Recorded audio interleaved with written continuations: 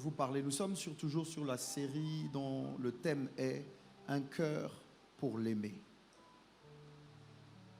Si je devais donner une pensée à cet échange, cette conversation que j'aimerais avoir avec vous, je dirais peut-être « pas sans mon argent ». Oui, pas sans mon argent. Je ne veux pas aimer Dieu sans mes biens. Mais ce n'est pas possible d'aimer Dieu sans son argent.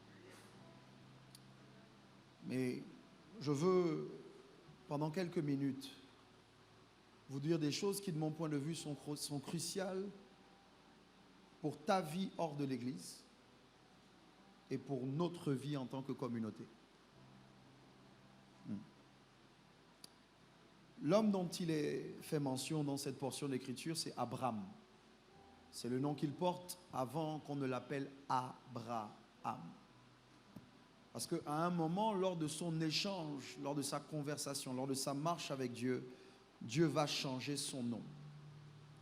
Le changement de nom arrive dans les chapitres qui suivent, parce que Dieu va dire finalement, tu ne seras plus juste le Père élevé, tu seras le père d'une multitude de nations.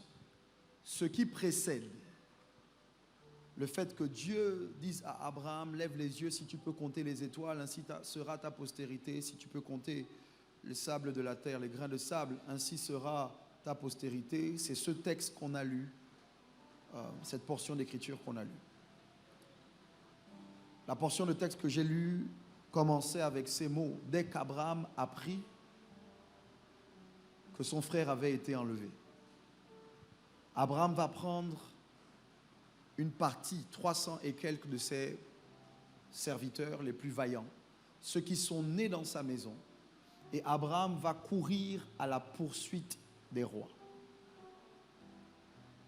La première chose qui me paraît cruciale de noter, pour vous qui voulez vivre une vie à succès, vous qui voulez réussir dans cette vie-ci, c'est que nous allons devoir apprendre à reconnaître les défis, les crises qui en réalité cachent des opportunités.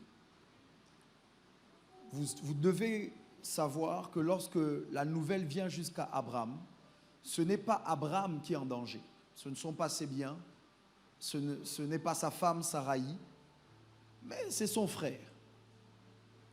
Il y a une crise qui ne le touche pas directement parce qu'il s'est séparé de Lot. C'est après la séparation d'avec Lot que Lot se retrouve prisonnier alors que Sodome est frappé, envahi et que Lot est déporté. Si vous n'êtes pas prêt à vous engager dans les combats d'autrui, il y a des bénédictions, il y a des richesses que vous ne pourrez jamais recevoir. Votre vie doit compter pour beaucoup plus que vous-même. Quand ton voisin ne dit pas Amen, c'est que vraiment, ce n'est pas Abraham qu'on attaque, c'est son frère Lot avec lequel il n'est plus proche. Mais sauf que la crise qui touche Lot, touche Abraham parce qu'il est conscient que c'est son frère, même s'ils ne sont plus proches. Il faut que ta vie compte pour beaucoup plus que toi-même. Il faut que tu acceptes de rentrer dans les défis des autres, dans les combats des autres. Je vais parler un peu à la manière des hommes. Ceux qui touchent les Gabonais te touchent. Même si ça ne te touche pas directement. Ce qui touche ton entreprise te touche. Ce qui touche ton quartier te touche. J'ai envie de dire, ce qui touche aux membres de ta famille te concerne, même si tu n'es plus sur le terrain familial. Tu dois refuser. Tu dois refuser que ceux à qui Dieu t'a lié soient faits prisonniers. Même si toi tu es libre. La prison de quelqu'un ou l'emprisonnement de quelqu'un doit déranger ta liberté. Moi, je sais que je prêche bien, mais vos amens ne ressemblent pas à ma prédication. Nous devons être délivrés de la mentalité de Caïn. Suis-je le gardien de mon frère? Parce que c'est cette mentalité qui fait de nous des meurtriers. C'est Martin Luther King Jr. qui a dit, à la fin on se souviendra non pas des mots de nos ennemis, mais du silence de nos amis, de nos alliés. Et quelqu'un a dit, qui ne dit mot consent? Ça veut dire que ton silence est parfois plus meurtrier que les mots de ceux-là qui font du mal. Les paroles meurtrières sont parfois moins douloureuses que le silence de ceux qui pouvaient faire quelque chose. Ton voisin ne va pas aimer, mais ce n'est pas grave. Dis-lui, tu dois vivre pour plus que toi-même. Si le Gabon va mal, nos vies vont mal. Quand ta famille va mal, tu vas mal. Quand l'église va mal, tu vas mal. Quand la communauté et le quartier va mal, tu vas mal. Les routes de Libreville vous dérangent quand vous avez une voiture. Quand vous êtes à pied et que ce n'est pas votre véhicule, ça ne vous dérange pas. Mais quand maintenant c'est ta voiture et que toi aussi tu tombes dans ce nid de poule, toi aussi tu tombes dans cette crevasse, en plein sur une autoroute, tu dois avoir mal. Mais cette douleur doit te pousser à l'action. Abraham a été dérangé par la nouvelle qu'on lui a apportée. Et j'ai été choqué d'entendre, alors que je lisais le texte, nos Bibles dire qu'Abraham va prendre 300 de ses serviteurs. Et Abraham va aller à la guerre contre des rois. Écoutez, vos Bibles disent qu'Abraham va lutter. Mon problème, c'est que l'Abraham dont on parle a plus de 75 ans.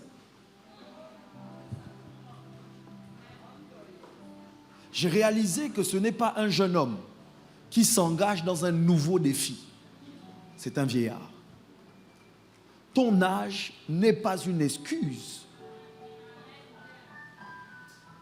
Ta situation n'est pas une excuse. Ce n'est pas parce que tu as déjà beaucoup vécu et que tu t'es marié, que tu as eu tes... Bon, lui n'a pas d'enfants, mais que tu t'es marié, que tu as eu tes enfants, que tu as ton travail, que tu dois considérer que ça ne te regarde plus.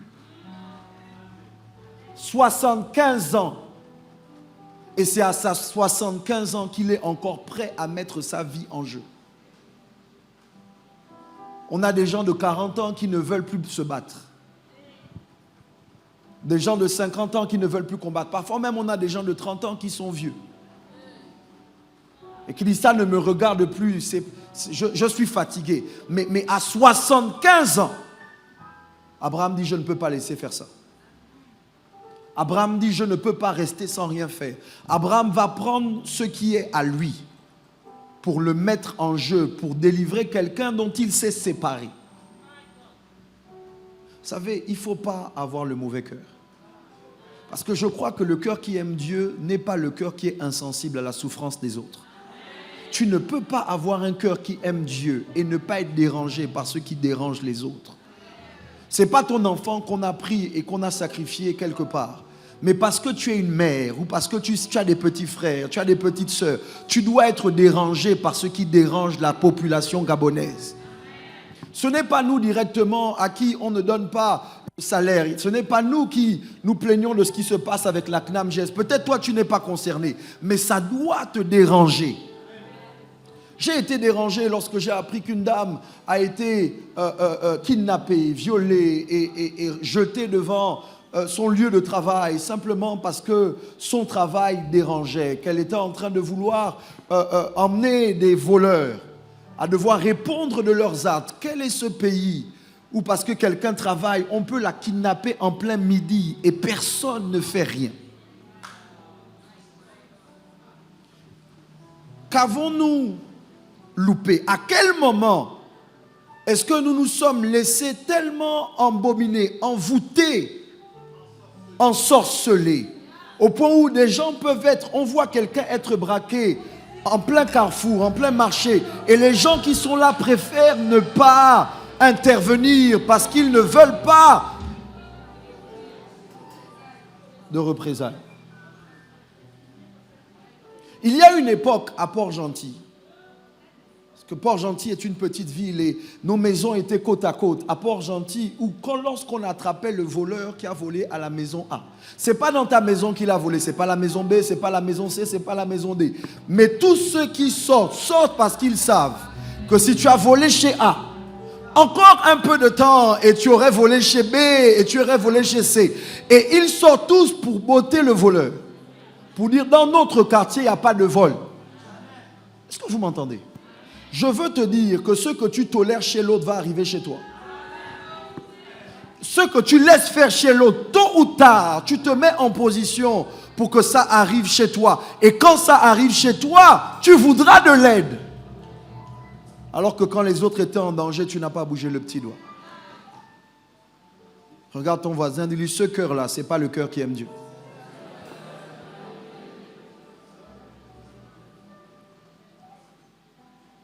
Abraham se lève. Abraham a 75 ans. Mais Abraham s'engage dans un nouveau défi. Je prie Dieu que tu réalises que si tu es encore en vie, c'est parce qu'il y a un dernier défi, un autre défi, un nouveau défi que tu dois relever. Dieu ne t'a pas gardé en vie simplement pour dire j'ai vécu, j'ai réussi. Non, c'est qu'il y a encore quelque chose que tu dois faire sur la terre des vivants. Abraham va gagner, comme vous le savez, la victoire va être de son côté. Abraham va botter plusieurs rois. Botter plusieurs rois. Alors qu'il n'a que des esclaves. Donc, on n'a pas besoin de soldats pour vaincre des rois. On a juste besoin d'avoir des gens qui sont nés dans notre maison. Et qui acceptent d'être des serviteurs. Je vais vous dire ça différemment. Je crois qu'en réalité, lorsque vous avez des gens qui sont nés dans votre maison et que vous avez pu élever, à qui vous avez pu transmettre votre hargne, vos rêves, votre vision, même s'ils ne sont pas soldats, ils ne sont que des serviteurs. Mais des serviteurs ont réussi à vaincre des armées. Pourquoi? Parce que finalement, tu n'as pas besoin de ce que tu n'as pas pour remporter la victoire. Tout ce que tu as suffit pour remporter la victoire.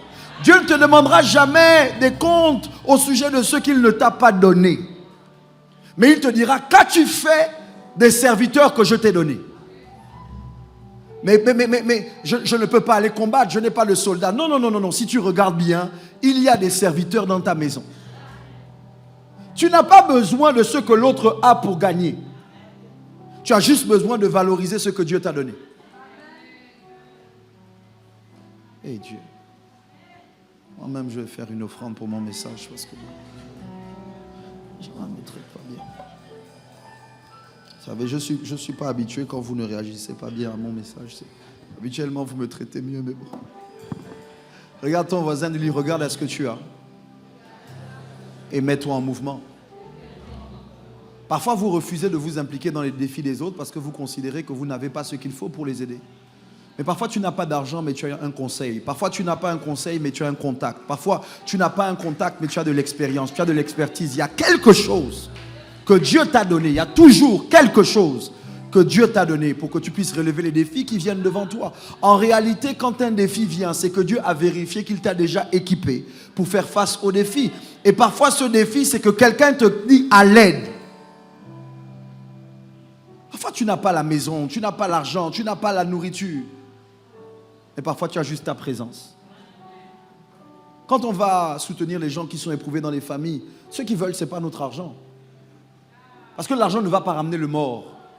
Mais ce qu'ils veulent, c'est qu'ils sachent qu'ils ont des gens qui pleurent avec ceux qui pleurent. Ils ont des gens qui sont capables de dire « Je suis avec toi, ça ne va pas, mais je suis là. » Malheureusement, la plupart d'entre nous aujourd'hui, on considère que si on n'a pas d'argent, c'est qu'on ne peut rien faire. C'est un mensonge qui provient tout droit du trône de l'enfer. Regarde ton voisin, dis-lui, le fait de ne pas avoir d'argent n'est pas une excuse pour ne rien faire.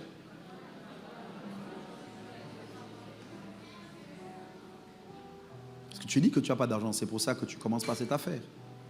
Tu dis que tu n'as pas d'argent, c'est pour ça que tu ne te lances pas dans ce projet. Tu dis que tu n'as pas d'argent, c'est pour ça que tu attends qu'on t'appelle. Mais si Dieu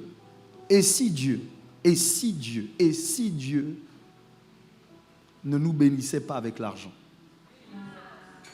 Et si la monnaie du ciel, c'était les relations? Et si quand Dieu veut bénir un homme, il ne lui donnait pas une voiture, une maison, mais quelqu'un? Gloire à Dieu, parce que Dieu a donné Abraham à Lot. Et dans les moments difficiles, gloire à Dieu, parce que Abraham savait qu'il était là pour Lot. Dieu a tant aimé Michel qu'il lui a donné son fils unique. Dieu a tant aimé le monde. Quand Dieu aime quelqu'un, je l'ai dit et je le redis, Dieu lui donne quelqu'un. Abraham a la victoire. J'arrive bientôt au cœur de mon message. Abraham a la victoire après avoir gagné, après avoir botté, après avoir vaincu. Et là, le roi de Sodome,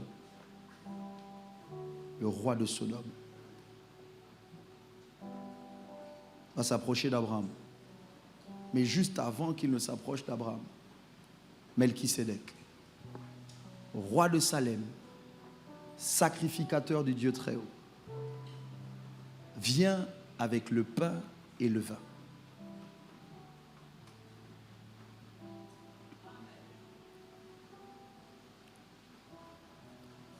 Et Abraham, quand il voit Melchisédek arriver et qui lui donne le pain et le vin, quand il voit Melchisédek arriver, qui va le bénir, la réponse à cette action, la Bible dit, Abraham lui donna la dîme de tout.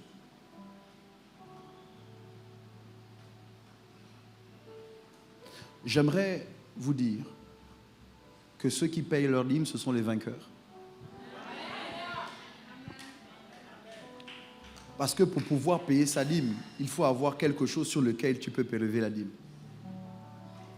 Ça veut dire que quelque part, Dieu t'a donné une victoire qui te permet d'avoir quelque chose duquel tu peux prélever la dîme. Vous ne m'entendez pas?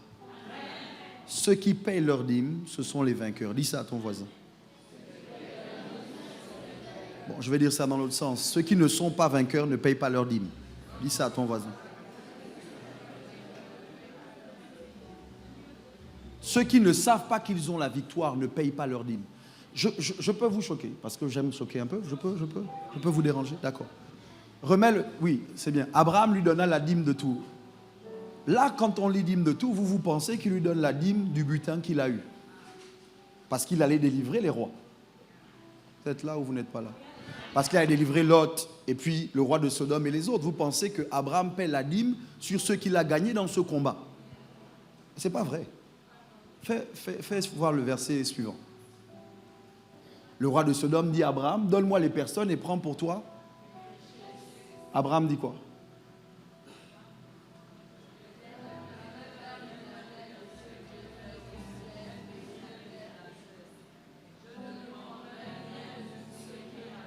Come on.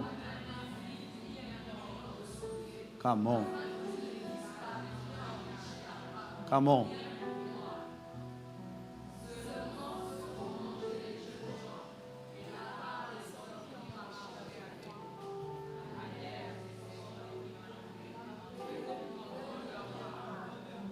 J'ai besoin d'argent. J'ai besoin d'argent. J'ai besoin d'argent.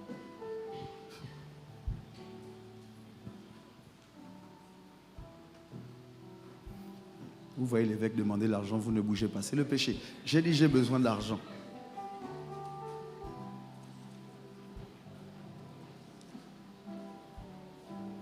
Merci.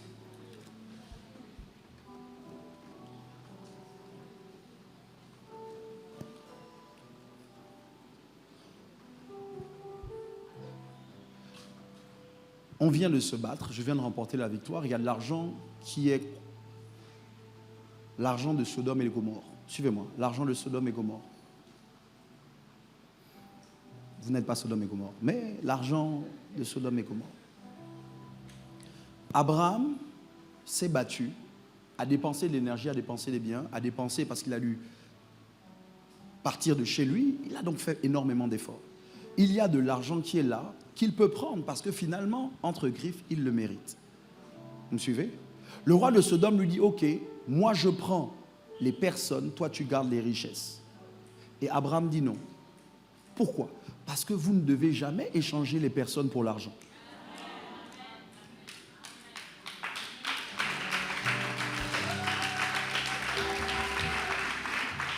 Un cœur qui aime Dieu aime l'homme au-dessus de l'argent.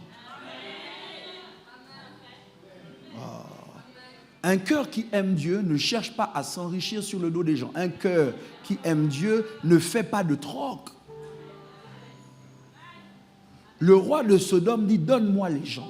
Vous connaissez Sodome. Vous savez ce qu'on fait aux hommes qui vont à Sodome.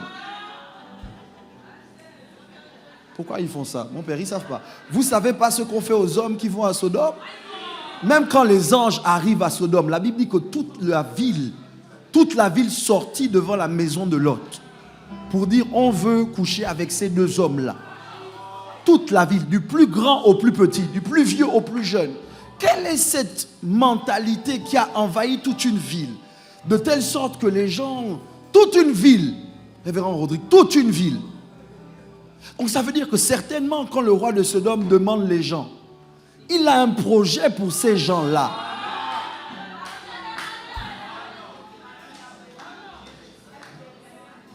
Mais Abraham dit non. Moi, je crois qu'il ne dit pas juste non à l'argent, mais il dit non à ce troc, à ce genre d'échange que le roi de Sodome lui propose. Prends les richesses, mais donne-moi les gens. Parce que le roi de Sodome sait que la plus grande richesse, ce n'est pas les richesses. C'est d'avoir les gens, d'avoir les hommes. Parce que tu peux ne pas avoir l'argent, mais quand tu as des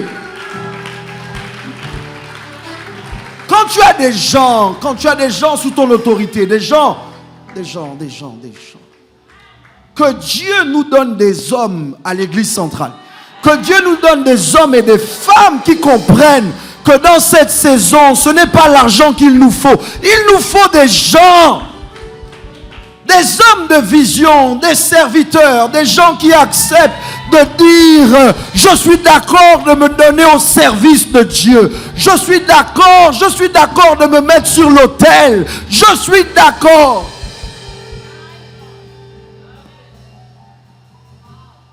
Que Dieu te délivre, que Dieu nous délivre du cœur tourné vers l'argent, de telle sorte que quand Dieu t'appelle au sacrifice, l'argent a tellement pris ton cœur que tu n'es pas capable de le donner. Cet argent, c'est juste parce que j'ai dit j'ai besoin d'argent. Est-ce que vous m'entendez? J'ai besoin d'argent. Je ne leur ai pas dit pourquoi, mais il y a des gens dont le cœur est resté sensible à mon besoin. Je suis un homme et ils ont considéré que l'argent était moins important que moi.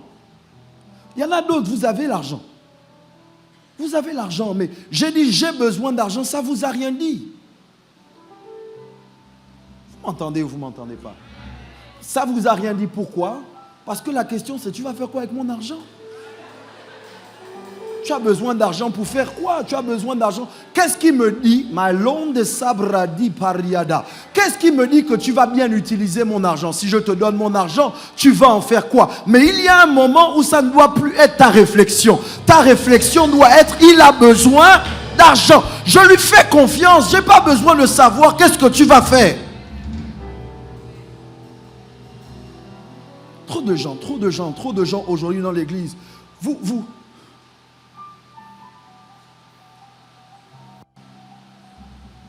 On dit, on a besoin d'argent.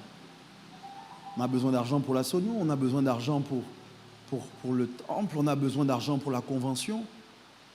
Même quand on vous explique pourquoi on a besoin d'argent, votre cœur reste fermé. Pourquoi? Pourquoi vous ne répondez pas? Vous répondez que parce que vous avez vos besoins. C'est pas ça. Parce que j'étais dans une réunion. Oui, récemment, j'étais à Plein-Ciel en séminaire. J'étais dans une réunion.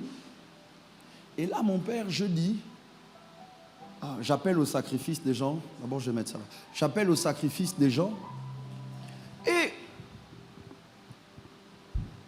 je parle de ce que je vois dans l'esprit. Je dis, je vois Dieu vouloir modifier la vie de quelqu'un, sauf que Dieu t'appelle au sacrifice. Tu dois accepter d'alimenter l'autel qui a déjà été bâti. Je dis, je ne donne pas le montant, mais tu sais que tu es bloqué dans ta vie financièrement, viens. Les gens sont bloqués. Pour de vrai. Ils ne viennent pas. Pourquoi? Parce que si j'avais dit, venez, je vais verser l'huile sur vous, venez tel que vous êtes, les gens seraient venus parce qu'ils considèrent qu'ils ont besoin d'être débloqués, mais ils ne sont pas d'accord de payer le prix pour être débloqués. Et puis, pendant que je suis sur l'estrade, le Saint-Esprit me parle et il me dit, il y a quelqu'un là-bas qui a des problèmes avec ses études. Donc je demande, vous êtes là-bas dans ce coin de la salle et vous avez des difficultés avec vos études, financièrement vous êtes bloqué, vous avez besoin d'aide. La personne se lève et je dis, combien il vous faut pour régler le problème de vos études? Elle dit 600 000. J'ai dit, je cherche 3 personnes qui donnent 200 000. 3 personnes se sont levées pour donner 200 000. Vous m'entendez? Vous ne m'entendez pas? Pourquoi? Parce que très souvent, la plupart de nos cœurs sont plus facilement tournés vers le besoin humain que vers le besoin spirituel. Si tout de suite je sors, viens, viens, viens mon fils, viens. Vous avez commencé le commerce, vous n'avez pas encore commencé?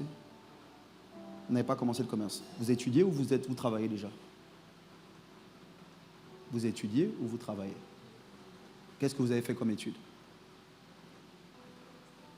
Quand vous parlez comme ça, je ne peux pas vous aider. Vous avez fait quoi comme étude? Foresterie. Okay. Donc pour l'instant, vous n'avez pas de travail.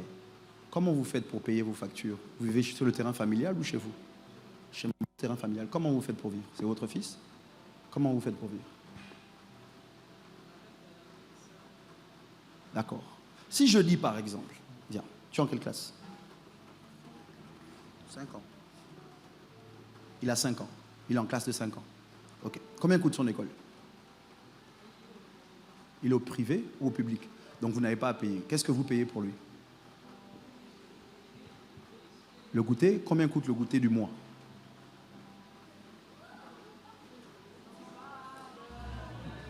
Pardon? Viens.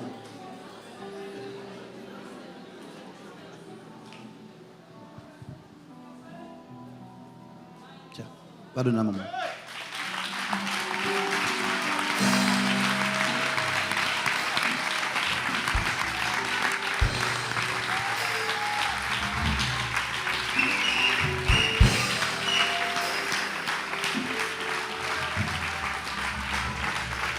Là, tu regrettes de ne pas avoir donné ton argent.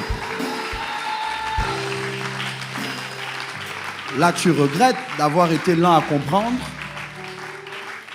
que moi, je peux voir un besoin que toi, tu ne vois pas. Parce que ce n'est pas parce que toi, tu ne le vois pas que moi, je ne le vois pas. Et la vérité, c'est que la plupart d'entre vous, vous ne voyez pas ce qu'on voit. Et comme vous manquez de nous faire confiance, vous voulez contrôler, vous voulez tout connaître. Mais il y a des moments où on n'a pas besoin de vous dire ce qu'on voit, parce que parfois, nous-mêmes, on le voit, mais on ne sait pas totalement ce qu'on a vu. Bien sûr. Il y a quelque chose que Dieu veut faire avec vous dans cette saison. Je ne vous connais pas, mais je vois la grâce du commerce attachée sur votre vie. N'attendez pas l'argent, n'attendez pas qu'on vous trouve du travail. Commencez à vous mettre en mouvement et la provision viendra. Dieu va guérir votre cœur parce qu'il y a un sentiment de solitude très profond. Il y a quelque chose qui s'est passé relationnellement avec votre père. Je ne sais pas s'il est absent, s'il est présent, qu'est-ce qui s'est passé, mais vous avez le sentiment que vous êtes seul. Okay? Mais sauf que le Père qui vit dans les cieux, votre Père céleste, a vu et connaît votre besoin. Et dans cette saison, Dieu va essuyer vos larmes et vous donner un nouveau départ.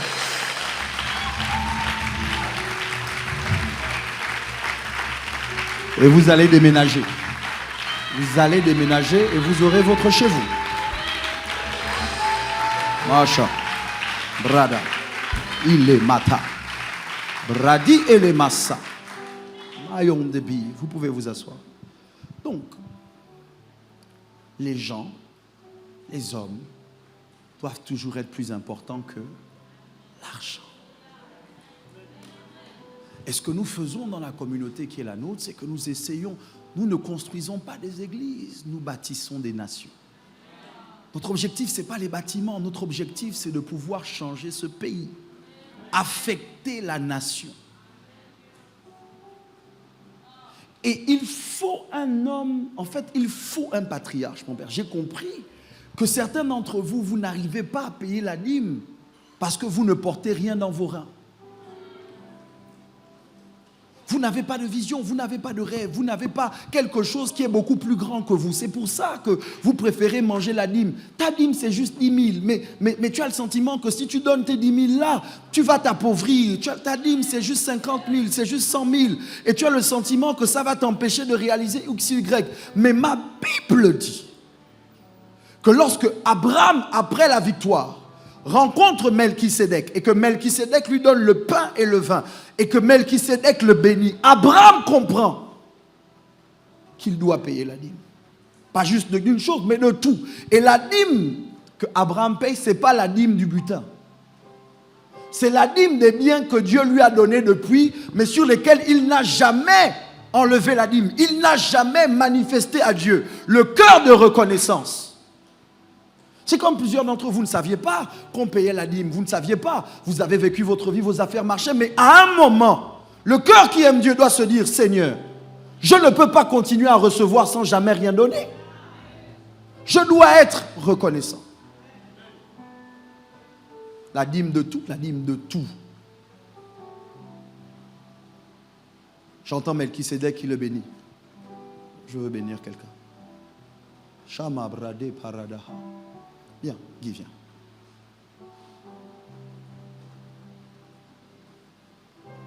Mets-toi à genoux. Shalamaha. Bradepaha. Iniskaleti malataï de brado suntopaha. J'entends Melchisédek qui dit, béni soit. Révérend Richard. Béni soit le Dieu d'Abraham. Béni soit le Dieu très haut.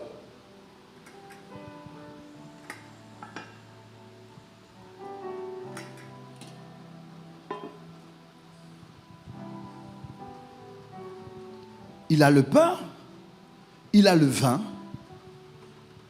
Et Melchisédek dit, béni soit le Dieu très haut. Écoutez, vous relirez vos Bibles. Viens, tiens mon micro. Vous relirez vos Bibles. Dieu rencontre Abraham en Genèse 12. Dieu fait des promesses à Abraham. Mais c'est à partir, ou du moins c'est après cette rencontre, que Dieu change son nom et que Dieu dit clairement qui sera sa postérité. 2 choses ou 3 choses que vous devez savoir au sujet de cette rencontre. C'est que Abraham, de ses entrailles, vont sortir Isaac, Jacob. Vous me suivez? Jacob est celui que Dieu va rencontrer alors qu'il est en fuite et qu'il part de chez son père Isaac pour Laban, son oncle. Sur le chemin, l'un des restes de l'autel qu'a bâti Abraham, son père. Ce n'est pas son grand-père, c'est son père. Son père, il met sa tête dessus, son ciel s'ouvre, ses yeux s'ouvrent. Et à la sortie de la vision, Jacob dit, si tu me bénis, tu seras mon Dieu, je te donnerai la dîme de tout. La dîme qui commence avec Abraham se poursuit avec Jacob, devient une affaire de famille. Ça devient l'histoire de la loi de Moïse, mais la dîme ne commence pas avec la loi. La dîme est beaucoup plus vieille que la loi. Vous ne m'entendez pas? La dîme n'est pas un principe légaliste. La dîme est un principe spirituel. Il faut avoir une révélation pour pouvoir payer la dîme. D'ailleurs, la dîme ne commence même pas là. La première dîme, mon père, commence en Genèse. C'est en Genèse que Dieu introduit le concept de la dîme. Tu peux manger de tous les arbres du jardin, sauf de celui-là. Parce que dans tous les jardins, il y a un arbre qui ne t'appartient pas. Dans tous les jardins, si c'est Dieu qui a créé le jardin, dans tous les jardins, il y a un arbre dont tu ne dois pas manger le fruit. C'est la dîme.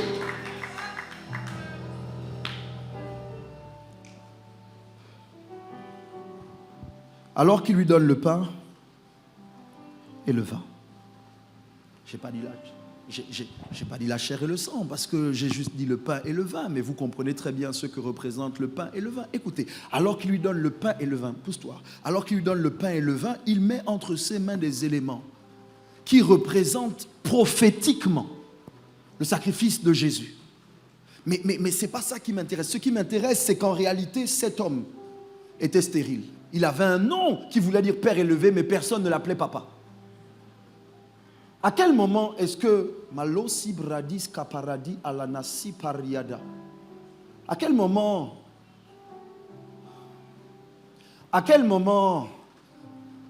est-ce que le sacrificateur Lévi paye la dîme? Vos Bibles disent que quand Abraham a payé la dîme, Lévi qui était dans ses reins. Moi je me demande comment Lévi est rentré, papa. Je crois que Lévi rentre dans les reins d'Abraham parce que le sacrificateur Melchisédek le bénit. Dans la lignée d'Abraham, il n'y a pas de sacrificateur. Il faut la rencontre avec le sacrificateur Melchisédek pour que Lévi, pour que les sacrificateurs rentrent. Vous ne m'entendez pas. Dans la lignée d'Abraham, il n'y a pas de roi. Mais il faut la rencontre avec le roi Melchisédek pour que la royauté rentre.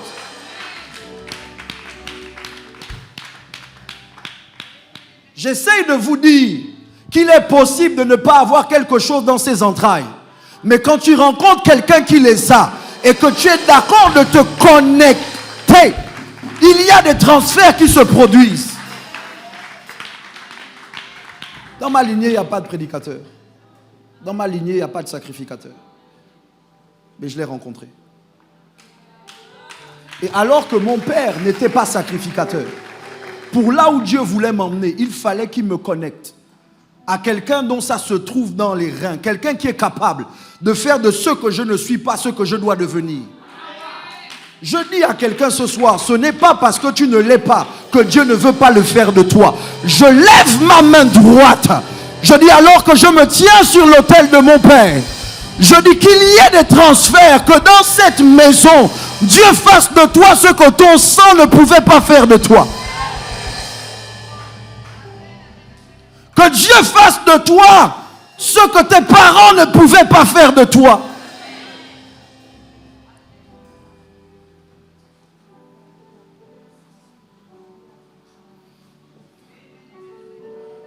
Je crois donc que je n'ai pas besoin d'être quelque chose pour le devenir. C'est possible que je ne le sois pas, mais que je le devienne. D'ailleurs, la Bible dit à tous ceux qui l'ont reçu, elle a donné le pouvoir de...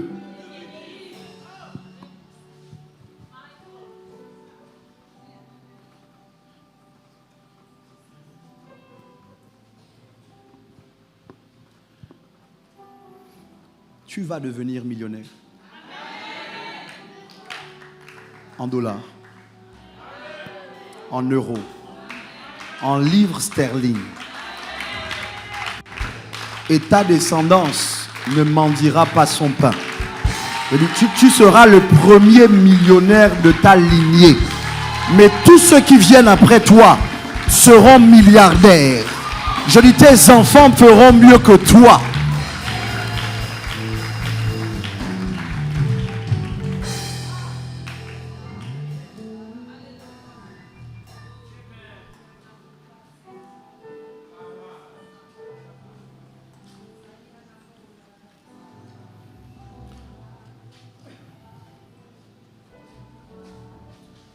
Macha.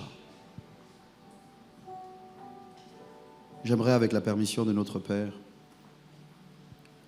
que tu sois le premier à manger et à boire ce soir. Mange et bois.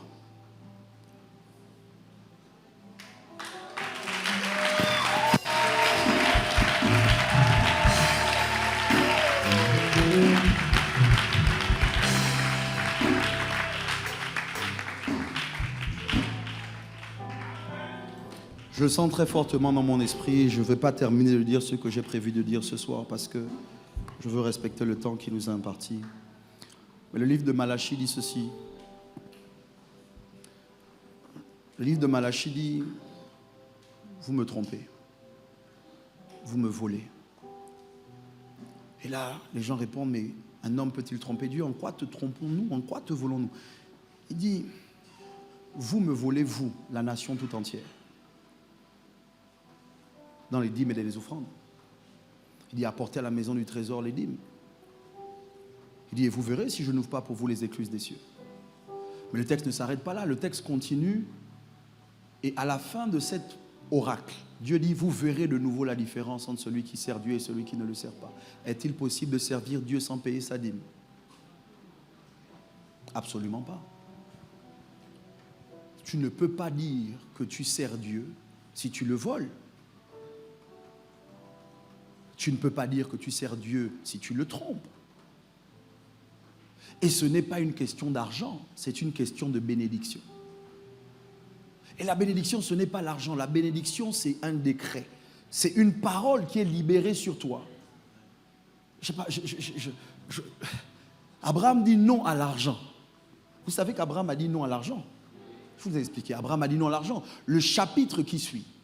Voici Dieu qui apparaît, fier d'Abraham. Parce qu'il a refusé l'argent de Sodome et Gomorrhe. Et là, Dieu lui dit, je suis ta grande récompense. Il dit, I am your great reward. Ta récompense sera grande. Et Abraham lui dit, il dit, je suis vieux, je n'ai pas d'enfant. Et un serviteur né dans ma maison sera mon héritier. Et c'est là où Dieu prend un décret. Je le jure par moi-même. Tu ne sais pas ce que tu gagnes quand tu acceptes de laisser partir l'argent. Quand Dieu te bénit, Dieu te donne ce que l'argent ne peut pas te donner. Vous ne m'entendez pas? Je dis, quand Dieu te bénit, Dieu te donne ce que l'argent ne pourrait jamais te donner. Abraham aurait gardé l'argent, mais il n'aurait peut-être pas eu d'enfant, mais parce qu'il a accepté de laisser partir l'argent. Écoutez, il faut qu'on vous dise la vérité. Parfois, pour avoir un enfant, il faut mettre un sacrifice sur l'autel. Il faut accepter de laisser partir quelque chose. C'est pas acheter la bénédiction, c'est pas acheter, mais c'est se positionner pour recevoir de Dieu. Parfois, Dieu va te dire, laisse partir la voiture. Laisse-la partir, mais tu ne sais pas ce que Dieu prépare pour toi. Vous ne pouvez pas vivre une vie de succès avec Dieu et refuser le sacrifice. Le sacrifice, ce n'est pas l'offrande. Le sacrifice te brise le cœur. Le sacrifice fait couler ton sang. Ce n'est pas un sacrifice si tu ne saignes pas. Quand tu as fini de sacrifier, tu te poses des questions. Comment je vais faire? Quand tu as fini de sacrifier, tu te demandes, est-ce que tu vas t'en sortir? Mais Dieu t'appelle au sacrifice pour que tu n'aies que lui. Pour que tu ne comptes que sur lui. Que tu n'aies plus de plan B.